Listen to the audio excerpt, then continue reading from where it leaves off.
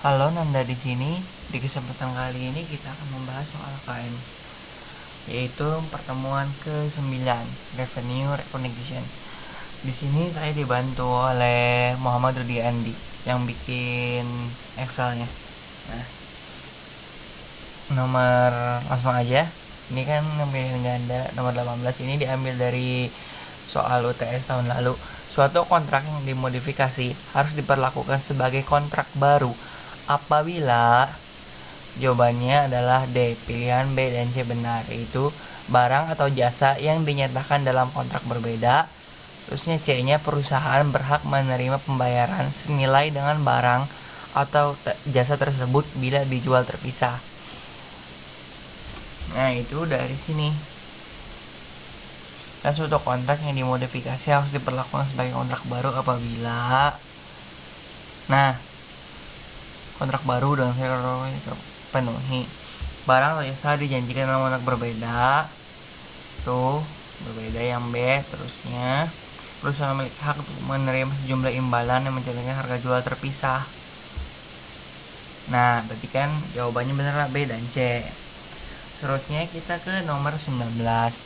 Pada saat suatu modifikasi atas kontrak tidak menimbulkan kewajiban yang terpisah, harga per unit produk yang ditambahkan ke dalam kontrak akan dinilai sebesar apa?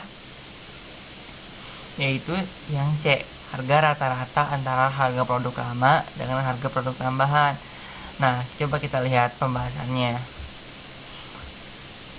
Ini tuh ada di PPT ya. Nah, misalkan dari kasus PT Eagle diketahui harga produk awalnya itu 80 per produk. Nah, pelanggannya atau PT Flexible menemukan cacat kecil pada 60 produk awal yang telah diserahkan. PT Eagle menjanjikan kompensasi pengurangan parsial sebesar 15 per produk. Entitas dan pelanggan setuju memasukkan kompensasi 900, yaitu 15 tadi dikali 60. Yang ini kompensasinya dikali 60 ke dalam harga tambahan 30 produk tersebut. Nah, sebagai akibatnya, modifikasi kontrak menjelaskan bahwa harga tambahan 30 produk adalah 1.500 atau 50 per produk. Harga tersebut terdiri dari harga awal yang disetujui untuk 30 produk sebesar 80 per produk, jumlahnya 2.500, dikurangi kompensasinya 900. Nah, entitasnya itu mengakui 900 sebagai pengurang harga transaksi dan pendapatan dari 60 produk awal yang dialihkan. Terusnya, harga negosiasi sebesar 50 per produk untuk 30 produk tambahannya tidak mencerminkan harga jual berdiri sendiri, sehingga tidak dicatat sebagai kontrak terpisah. Terusnya, harga campuran sebesar 83,3 itu hasil dari 100 dikali 60 produk kontrak awalnya kan segini, ditambah 50 dikali 30 produk modifikasi dibagi 90. Nah, makanya kenapa jawabannya rata-ratanya, karena dari sini nih. Nah, terusnya nomor 20. Apabila terdapat beberapa kewajiban yang tercantum dalam kontrak, syarat yang harus dipenuhi agar kewajiban tersebut diperlakukan sebagai suatu kewajiban adalah A. Tiap kewajiban tersebut saling tergantung dan saling berhubungan antara satu dengan yang lain. B. Kewajiban tersebut berbeda tetapi saling bergantung satu dengan yang lain. C. Kewajiban yang tercantum berbeda-beda. Yang D. Kewajiban tidak dapat ditentukan dengan jelas. Jawabannya adalah A. Nah, syarat yang harus dipenuhi agar kewajiban tersebut diperlakukan sebagai satu kewajiban adalah ya itu. Jadi kan emang ada kan ceritanya banyak kewajibannya gitu. Cuman ada beberapa kewajiban, tapi bisa diperlakukan dengan satu kewajiban kalau ya saling bergantung dan saling berhubungan antara satu dengan yang lainnya gitu. Cukup jelas ya yang ini.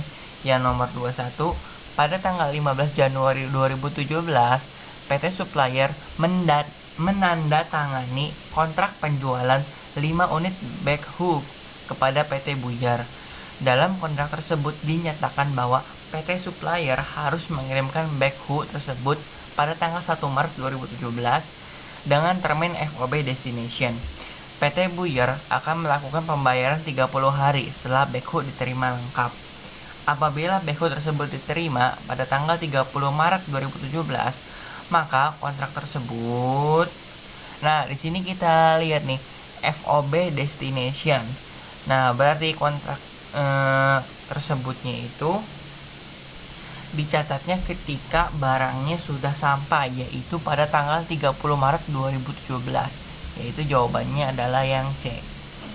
Sekarang nomor 22. Perusahaan dinyatakan telah memenuhi kewajibannya pada saat A. Perusahaan telah menerima pembayaran atas barang atau jasa yang diperjanjikan.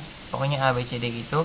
Jawabannya adalah yang D, yaitu perusahaan telah mentransfer penguasaan fisik atas barang yang diperjanjikan.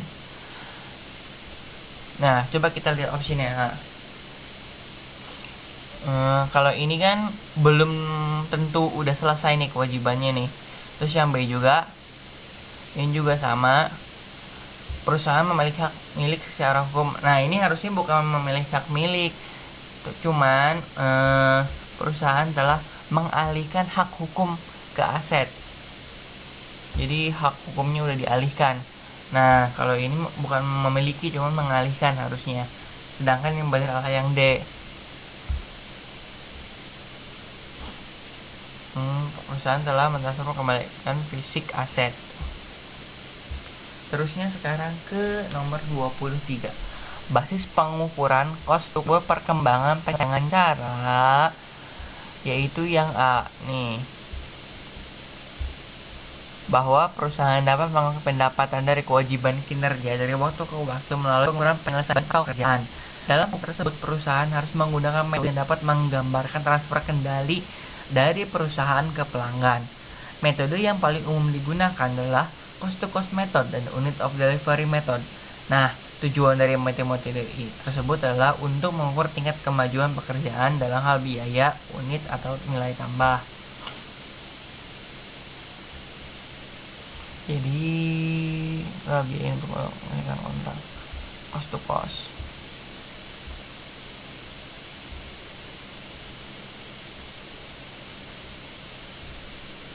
Terusnya yang nomor 24. PT supplier melakukan penjualan kepada PT customer berupa 1 ton kopi Arabic dry process grade. 2.